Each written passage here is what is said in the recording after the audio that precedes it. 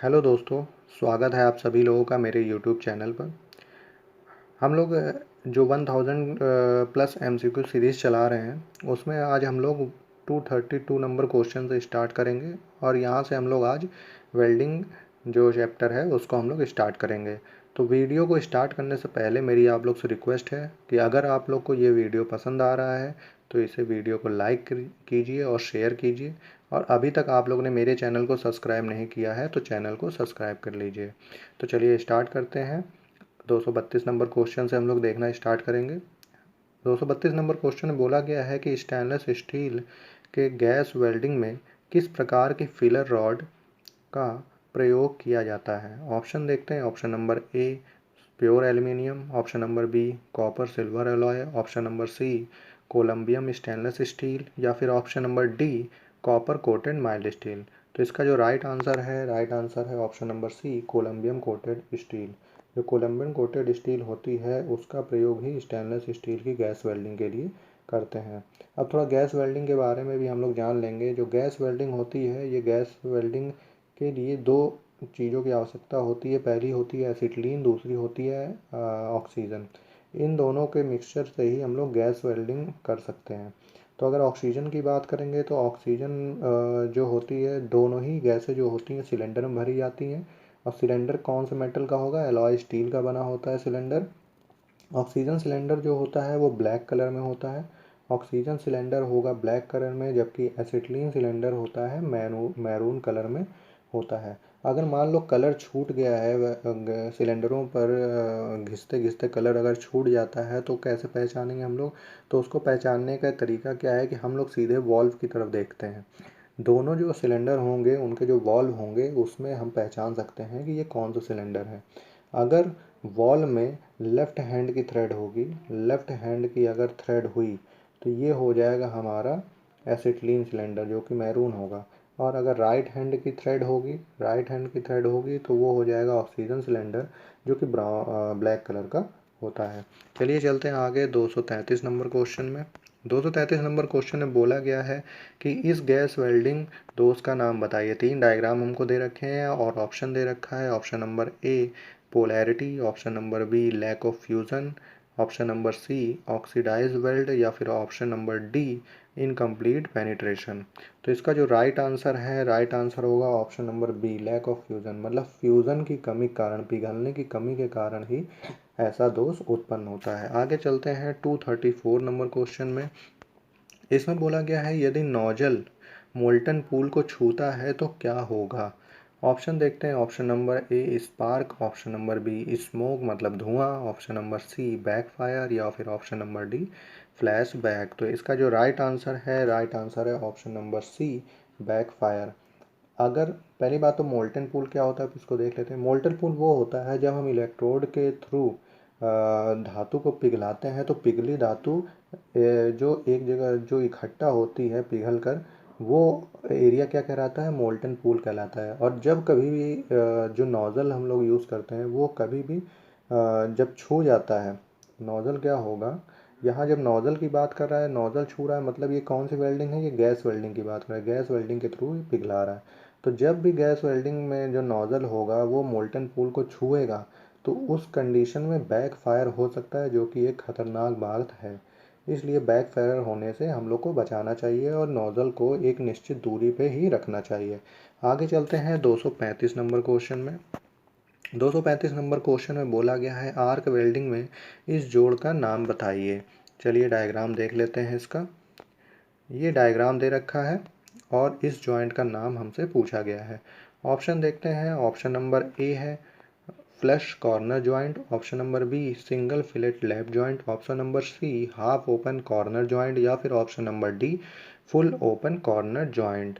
चूँकि अगर हम लोग डायग्राम को देखेंगे तो यहाँ आप लोग ध्यान दीजिए कि ये जो चौड़ाई कितनी, ये पूरी चौड़ाई है, और चौड़ाई के बाद ये वाली पट्टी जो रखी है इसका ये कॉर्नर कहाँ है? इसके हाफ से होकर जा रहा है। इस वजह से ये कैसा जॉइंट है? ये एक हाफ ओपन कॉर्नर जॉइंट होगा। इस वजह से इसका जो राइट आंसर क्या होगा 235 क्वेश्चन का राइट आंसर है option number C half open corner joint. आगे चलते हैं 236 नंबर क्वेश्चन। इसमें बोला गया है एसी वेल्डिंग ट्रांसफार्मर का क्या काम है। ऑप्शन देखते हैं। ऑप्शन नंबर ए बोला गया है निम्न वोल्टेज उच्च धारा एम्पीयर में परिवर्तित करता है। यह उच्च वोल्टेज और निम्न धारा में परिवर्तित करता है। यह ऑप्शन नंबर सी, यह कम वोल्टेज और कम करंट एम्पीयर में परिवर्तित होता है। या फिर ऑप्शन नंबर डी, यह उच्च वोल्टेज और उच्च करंट में परिवर्तित होता है। तो इसका जो राइट आंसर है उससे पहले हम लोग कुछ चीज़ें यहाँ पे देख लेते हैं। पहली बात, यहाँ बात कर रहा है एसी वेल्डिंग ट्रांसफार्मर की। जो एसी वेल्डिंग ट्रांसफार्मर होता है वो क्या होता है, वो एक स्टेप डाउन ट्रांसफार्मर होता है। मतलब ये एक स्टेप डाउन ट्रांसफार्मर होता है। और ये इसका काम क्या होता है, जो एसी वेल्डिंग ट्रांसफार्मर होता है इसका काम क्या होता है, ये काम ये करता है कि जो भी इसको मेन सप्लाई मिल रही है, वो मेन सप्लाई जो मिलती है वो होती है हाई वोल्टेज और लो करंट की। तो ये क्या करता है, मेन सप्लाई को हाई वोल्टेज और लो करंट से परिवर्तित करता है और इसे लो वोल्टेज हाई करंट में मतलब सप्लाई को कन्वर्ट करके देता है। मतलब जो हम लोग को कन्वर्ज़न के बाद जो हमको सप्लाई मिलेगी वो उसकी वोल्टेज की, और जो होता है वोल्टेज जो होगा हमारा कितना होगा, वोल्टेज हमारा लो हो जाएगा। और जबकि करंट जो होगी हमारी, करंट क्या हो जाएगी, हाई हो जाएगी। ठीक है, तो इसका राइट आंसर क्या होगा, राइट आंसर है ऑप्शन नंबर ए, लो वोल्टेज या निम्न वोल्टेज उच्च धारा एम्पीयर में परिवर्तित होता है। आगे चलेंगे 236 के बाद 237 नंबर क्वेश्चन में। इसमें बोला गया है कि एसी वेल्डिंग ट्रांसफार्मर का नुकसान क्या है। ऑप्शन देखते हैं। ऑप्शन नंबर ए, अधिक प्रारंभिक लागत होती है। Option number B, arc blow से मुक्त नहीं है। ऑप्शन नंबर सी, अधिक रखरखाव लगता है। या फिर ऑप्शन नंबर डी, अलौह धातु वेल्डिंग के लिए उपयुक्त नहीं है। तो इसका जो राइट आंसर है, राइट आंसर है ऑप्शन नंबर डी, अलौह धातु वेल्डिंग के लिए उपयुक्त नहीं है। जो एसी वेल्डिंग ट्रांसफार्मर होता है, जो एसी वेल्डिंग ट्रांसफार्मर होता है वो कैसा होता है, वो होता है स्टेप डाउन ट्रांसफार्मर होता है। इस स्टेप डाउन ट्रांसफार्मर होता है और ये जो होता है अलौह धातु है, जो नॉन फेरस मेटल होती है उसमें प्रयोग या उसमें उपयुक्त नहीं रहता है। आगे चलते हैं 238 नंबर क्वेश्चन में। इसमें बोला गया है कि विद्युत लाइनों से दूर क्षेत्र के काम में कहीं भी किसी आर्क वेल्डिंग मशीन का उपयोग किया जा सकता है। मतलब इसमें बोला जा रहा है कि जब भी हमें कभी कहीं बाहर पे वेल्डिंग करने जानी है तो उसमें हम कौन सी वेल्डिंग मशीन का उपयोग कर सकते हैं। तो इसमें बोला गया है, ऑप्शन देखते हैं। Option number A, rectifier set. Option number B, motor generator set.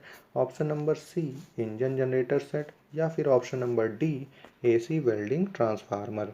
तो जब भी हम कहीं बाहर जाते हैं और बाहर हमको वेल्डिंग करनी होती है तो उस समय हम लोग यूज़ करते हैं इंजन जनरेटर सेट।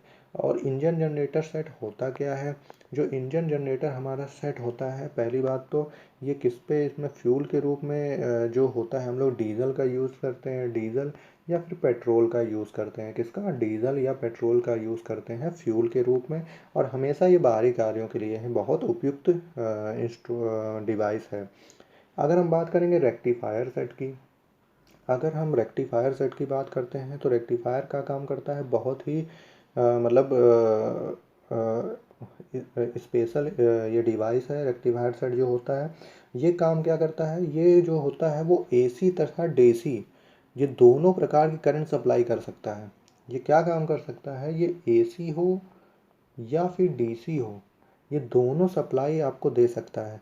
इसमें पोलैरिटी भी हम चेंज कर सकते हैं। पोलैरिटी चेंज करने के लिए एक लीवर लगा रहता है इसमें। और लेकिन इसका एक नुकसान क्या है, नुकसान नहीं नहीं कहेंगे उसको, इसकी एक खासियत मतलब ये है कि ये अन्य ट्रांसफार्मर से क्या होता है, थोड़ा महंगा पड़ता है। अन्य ट्रांसफार्मर मतलब किसका, जो एसी वेल्डिंग ट्रांसफार्मर होता है उससे थोड़ा लागत में ज़्यादा होता है ये। आगे बात करेंगे हम लोग मोटर जनरेटर सेट की। अगर हम लोग बात करें, मोटर जनरेटर जो सेट होता है इसका जो प्रयोग, मोटर जनरेटर सेट होता है सबसे अधिक प्रयोग इसी सेट का हम लोग करते हैं। मोटर जनरेटर सेट का ही प्रयोग सबसे अधिक किया जा सकता है।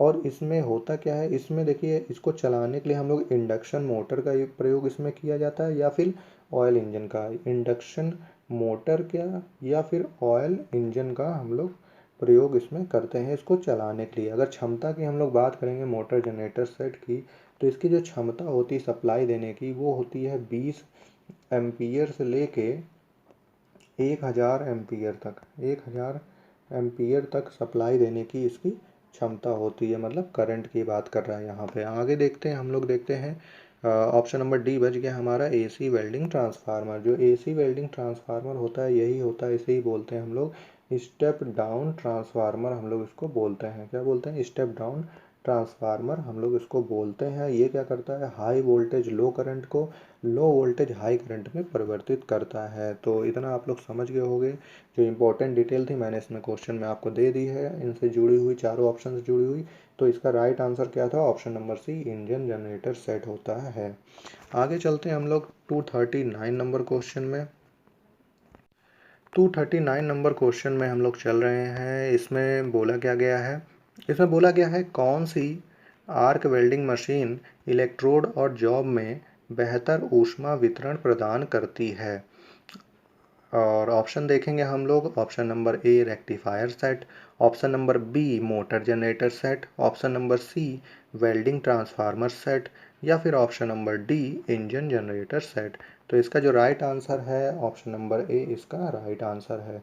क्यों, क्योंकि यहाँ बोल क्या रहा है कि जॉब में बेहतर ऊष्मा वितरण प्रदान करना है। वेल्डिंग मशीन हमको ऐसी चाहिए कि इलेक्ट्रोड और जॉब में बेहतर ऊष्मा। तो जब भी बेहतर की बात होगी तो हम लोग प्रयोग किसका करेंगे, रेक्टिफायर सेट का प्रयोग करते हैं। और इसकी खासियत मैं पिछले क्वेश्चन में मैंने बता चुका हूँ कि ये एसी तथा डीसी दोनों प्रकार की दोनों सप्लाई ये दे सकता है ये। और लेकिन ये थोड़ा महंगा होता है, बस थोड़ा कॉस्टली होता है, बस इसमें ये थोड़ा नुकसान वाली बात है। आगे चलते हैं हम लोग 240 नंबर क्वेश्चन में देखेंगे हम लोग। 240 नंबर क्वेश्चन में बोला गया है एसिटिलीन गैस सिलेंडर में किस रंग का पेंट होता है। ऑप्शन देखते हैं, ऑप्शन नंबर ए काला, ऑप्शन नंबर बी हरा, ऑप्शन नंबर सी नीला, या फिर ऑप्शन नंबर डी मैरून। तो यहाँ पे बात किसकी कर रहा है, एसिटिलीन गैस सिलेंडर। और जब भी एसिटिलीन गैस सिलेंडर की बात होगी तो उसका कलर कैसा होता है, मैरून होता है। अगर किसी कारणवश, पिछले क्वेश्चन मैंने अभी बताया है कि अगर किसी कारणवश अगर सिलेंडर का कलर जो है मैरून कलर है वो छूट गया हो, तब हमको पता लगाना है तो क्या होगा, ऐसे कैसे पता लगाएंगे, वो हम पता लगाएंगे वॉल्व के द्वारा। और वॉल्व में अगर लेफ्ट हैंड की थ्रेड होगी तो कौन सा होगा, एसिटिलीन होगा। और जब काले रंग की बात हो रहा है तो ये किसके सिलेंडर का है, ये ऑक्सीजन सिलेंडर है काले रंग का। अगर इसका कलर छूट जाए और तब भी हमको पता लगाना हो तो हम क्या करेंगे, जो सिलेंडर होगा उसके वॉल्व को देखेंगे। अगर वॉल्व में राइट हैंड की थ्रेड होगी, कैसी थ्रेड होगी, राइट हैंड की थ्रेड होगी, तो वो कौन सा होगा, वो होगा ऑक्सीजन का। ठीक है, आगे चलते हैं। तो इसका राइट आंसर क्या था, ऑप्शन नंबर डी मैरून।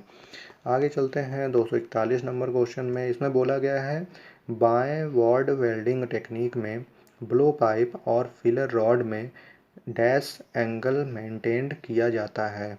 यहाँ बात कर रहा है यहाँ पे, और यहाँ बात किसकी करता है, ये लेफ्ट वर्ड वेल्डिंग की बात कर रहा है। ऑप्शन देख लेते हैं हम लोग, option number A 60 degree and 30 degree, option number B 50 degree and 40 degree, option number C 30 degree and 50 degree, या फिर option number D 60 degree and 40 degree.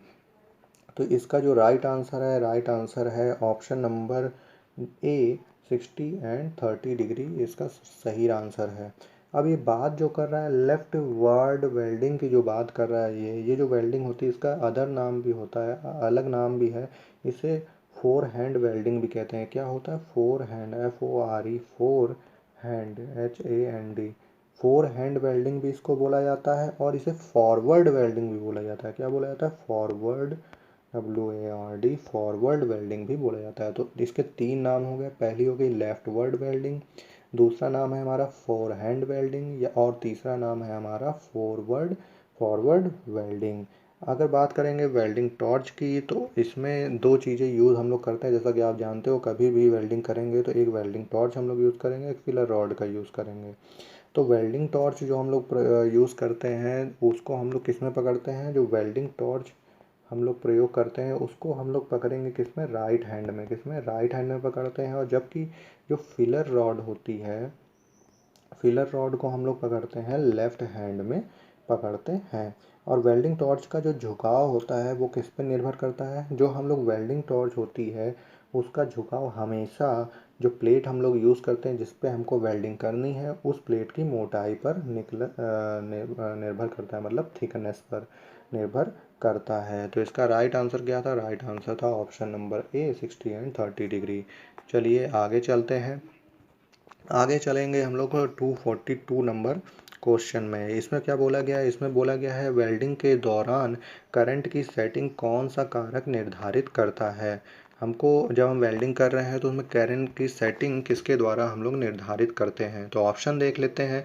Option number ए जोड़ के प्रकार के आधार पर, ऑप्शन नंबर बी वेल्ड की स्थिति, ऑप्शन नंबर सी electrode की लंबाई, या फिर ऑप्शन नंबर डी इलेक्ट्रोड का व्यास। तो ये बहुत इंपॉर्टेंट क्वेश्चन है और लगभग हर जगह पूछा जाता है ये क्वेश्चन। तो इसका राइट आंसर है ऑप्शन नंबर डी इलेक्ट्रोड का व्यास।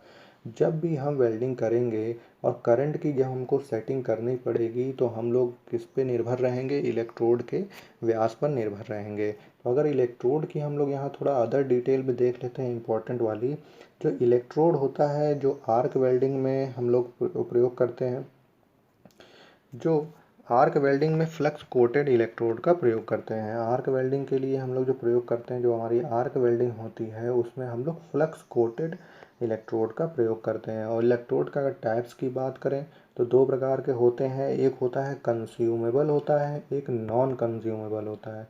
एक कंज्यूमेबल और दूसरा नॉन कंज्यूमेबल इलेक्ट्रोड होता है। तो इसका राइट आंसर आपको पता चल गया होगा। डायमीटर ऑफ इलेक्ट्रोड मतलब इलेक्ट्रोड के व्यास पर करंट की सेटिंग निर्भर करती है। आगे चलते हैं 243 नंबर क्वेश्चन में। इसमें क्या बोला गया है?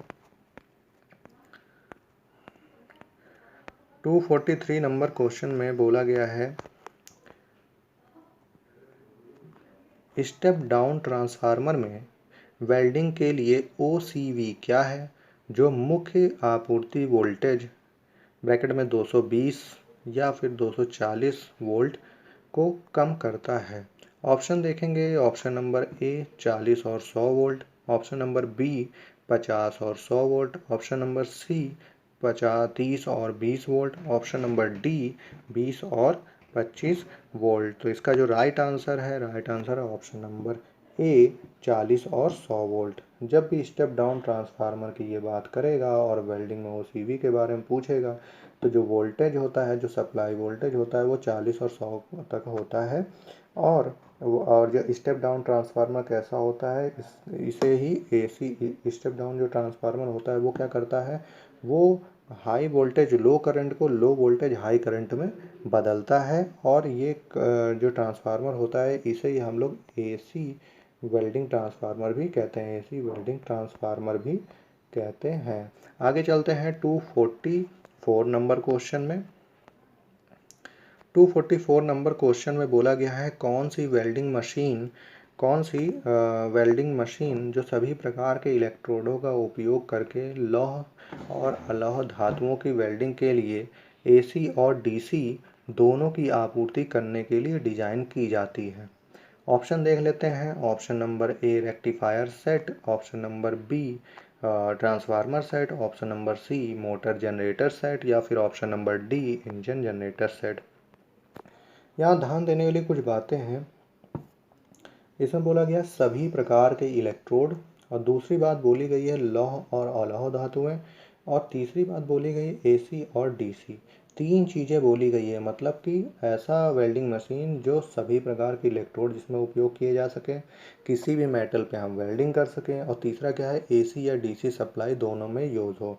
तो इसके लिए सिर्फ एक ही ऐसा डिवाइस है। वो डिवाइस कौन सी है? Rectifier set. रेक्टिफायर सेट ही इसकी एक डिवाइस है जो सभी कंडीशन को फॉलो करती है। आगे देखते हैं हम लोग अगला क्वेश्चन। इसमें बोला गया है कि आकृति 245 नंबर क्वेश्चन में बोला गया है कि आकृति में दिखाए गए वेल्डिंग प्लांट में किए गए सुरक्षा संचालन का नाम बताइए। एक ये डायग्राम दे रखा है, ये हॉस पाइप लगी है, इसमें कुछ मटेरियल आ रहा है जा रहा है, ये इलेक्ट्रोड है आपका, ये आपका इलेक्ट्रोड हो गया, ये इलेक्ट्रोड होल्डर हो गया, ये केबल हो गई, ये जॉब हो गई, ये आपका आर्क हो गई, और ये आपका हॉस पाइप है। तो आगे देख लेते हैं इसमें ऑप्शन क्या दे रखा है। ऑप्शन की बात करेंगे तो ऑप्शन नंबर ए जो दे रखा है, ऑप्शन नंबर ए बोला गया है कंप्रेसर फ्यूज़ को निकालता है। ऑप्शन नंबर बी गैसों को साफ़ करने के लिए सतह को ठंडा करना है। ऑप्शन नंबर सी पानी सतह को साफ़ करने के लिए। या फिर ऑप्शन नंबर डी निकास वाहिनी फ्यूज़ और गैसों को पकड़ती है। तो इसका जो राइट आंसर है ऑप्शन नंबर डी इसका राइट आंसर है। जो वो पाइप लगी हुई है, वो जो क्रिया हो रही है, वो कौन सी क्रिया हो रही है, फ्यूज़ और गैसों को पकड़ती है। मतलब जो अपशिष्ट गैसें होती हैं, जैसा कि आप लोग जानते हो कि जब भी हम लोग वेल्डिंग करते हैं तो वातावरण में उपस्थित जो गैसें होती हैं उसका प्रभाव उस पर पड़ता है। इस वजह से उन गैसों से बचाने के लिए हम लोग इसका प्रयोग कर रहे हैं। आगे चलते हैं 246 नंबर क्वेश्चन में। 246 नंबर क्वेश्चन में देखें क्या बोला गया है। इसमें बोला गया है कि एक्स के रूप में चिन्हित भाग का नाम बताइए। एक सिलेंडर दे रखा है हमको और यहाँ क्या पूछा है, एक्स के रूप की बात पूछा है। एक्स यहाँ पे ये है और ये डिवाइस है, कोई लगी हुई है, कोई एलिमेंट लगा हुआ, उसके बारे में पूछ रहा है। अगर ऑप्शन की बात करेंगे, ऑप्शन हम लोग देख लेते हैं। ऑप्शन नंबर ए दे रखा है सुरक्षा plug. Option number B steel की बोतल। Option number C valve spindle. या फिर ऑप्शन नंबर डी घुलनशील एसिटिलीन। तो सबसे पहली बात, ये एक सिलेंडर है और कुछ चीज़ें हम लोग जान लेते हैं। पहली बात तो ये क्या है, ये एक सुरक्षा प्लग है और सुरक्षा प्लग के रूप में यहाँ क्या प्रयोग होता है, एक फ्यूजेबल प्लग यूज़ होता है। फ्यूजेबल प्लग होता है जो एक निश्चित तापक्रम के लिए बनाया जाता है और उस तापक्रम से ज़्यादा तापक्रम होने पर वो गल जाता है और उसमें भरी हुई गैसों को वातावरण में छोड़ देता है। और दूसरी चीज़ हम लोग यहाँ एक चीज़ और देखेंगे। पहली बात तो ये ध्यान रखिए कि ये जो सेफ्टी प्लग के रूप में क्या यूज़ हो रहा है, यहाँ पे क्या है, ये फ्यूजेबल प्लग यूज़ हो रहा है। तो इसका राइट आंसर सेफ्टी प्लग है। लेकिन अगर अदर डिटेल में और डीपली डिटेल में जाओगे तो ये क्या है, एक फ्यूजेबल प्लग है। और ये क्या करता है, फ्यूजेबल प्लग क्या होता है कि एक निश्चित तापक्रम पर ये गल जाता है, उससे ज़्यादा तापक्रम होने पर। अगर बात करेंगे कि ये है कौन सा सिलेंडर, तो ये भैया जिसमें भी ये जो प्लग लगा होगा, दो ही सिलेंडर यूज़ होते हैं वेल्डिंग में, एक ऑक्सीजन होता है, एक एसिटिलीन होता है। तो ऑक्सीजन सिलेंडर में कोई भी सेफ्टी प्लग जो होता है वो तली में नहीं लगाया जाता है। जो तली में प्लग लगाया जाता है वो केवल लगाया जाता है एसिटिलीन सिलेंडर में। तो इससे हमको पता चल गया ये कौन सा सिलेंडर है, ये एसिटिलीन सिलेंडर है हमारा। और जो इसका टेम्परेचर होता है, ये फ्यूजेबल प्लग का टेम्परेचर रखा जाता है 104 डिग्री सेंटीग्रेड। अगर इस टेम्परेचर से ज़्यादा अगर हो जाएगा तो उस समय क्या होगा कि ये फ्यूजेबल प्लग अब गल जाएगा और गलने के बाद इसमें जो भरी हुई एसिटिलीन है उसको छोड़ देगा वायुमंडल में। तो जैसा इसका आंसर क्या होगा आपका, इसका आंसर होगा आपका ऑप्शन नंबर ए सेफ्टी प्लग। तो आज के लिए बस इतना ही। अगली वीडियो में हम लोग इसके आगे से क्वेश्चन करना स्टार्ट करेंगे। तो आपको ये वीडियो कैसा लगा आप हमें कमेंट करके बता सकते हैं। और अगर आपको ये वीडियो अच्छा लग रहा है तो आप इस वीडियो को ज़्यादा से ज़्यादा लाइक करिए और शेयर करिए। और अगर आप लोगों ने मेरा चैनल को अभी तक सब्सक्राइब नहीं किया है तो चैनल को सब्सक्राइब कर लीजिए। और जाने से पहले मेरी आप लोग से रिक्वेस्ट ये है कि अगर आपको वीडियो पसंद आ रहा है तो आप इस वीडियो में स्टार्टिंग से जो 1 नंबर वीडियो मैंने बनाई है वहाँ से आप लोग देखना शुरू करिए। आपको सभी डिटेल बहुत डीप में मिलेंगी जो आपके परीक्षा के लिए बहुत उपयोगी होंगी। Okay, thank you. Okay, thank you.